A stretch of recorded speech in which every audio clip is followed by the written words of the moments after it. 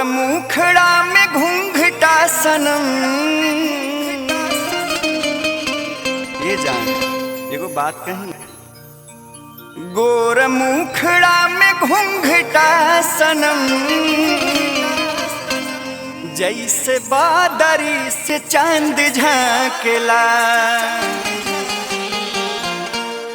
गोर मुखड़ा में घूंघटा सनम, गोर मुखड़ा में घूंघटा सनम, जैसे बादरी से चांद झांकेला। जब तू ताकेलू तिरछी नयन हो, जब तू ताकेलू तिरछी नयन, हई करे जवा में पान लागला। गोर मुखड़ा में घूंघटा सनम, जैसे बादरी से चांद झांकेला।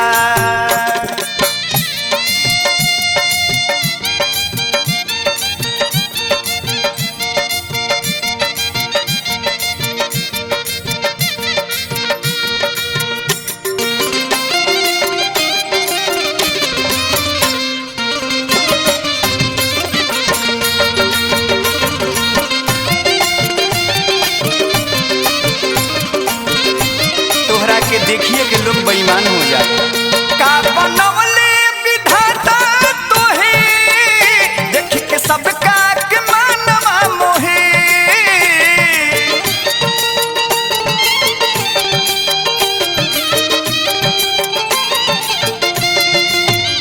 का बनवले विधाता तोहे, देख के सबका के मानवा मोहे। जब आचरा उड़ावेला पमन, जब आचरा उड़ावेला पमन, हई जवानिया तूफान लागला। गोर मुखड़ा में घूंघटा सनम, जैसे बादरी से चांद झांकेला।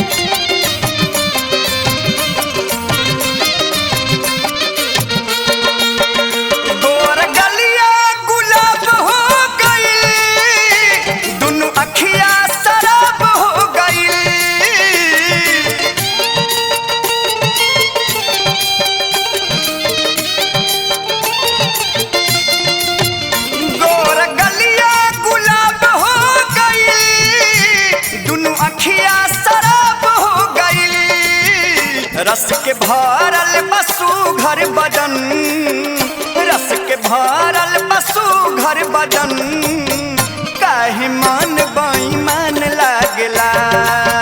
गोर मुखड़ा में घूंघटा सनम, जैसे बादरी से चांद झांकेला।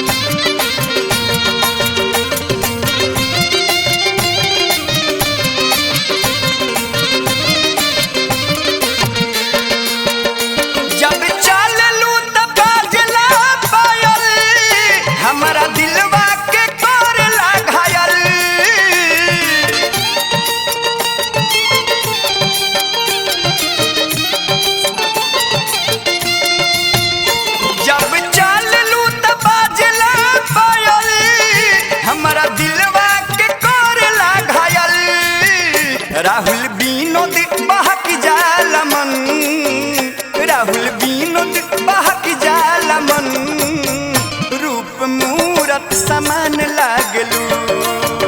गोर मुखड़ा में घूंघटा सनम, जैसे बादरी से चांद झांकेला। जब तू ताकेलू तिरछी नयन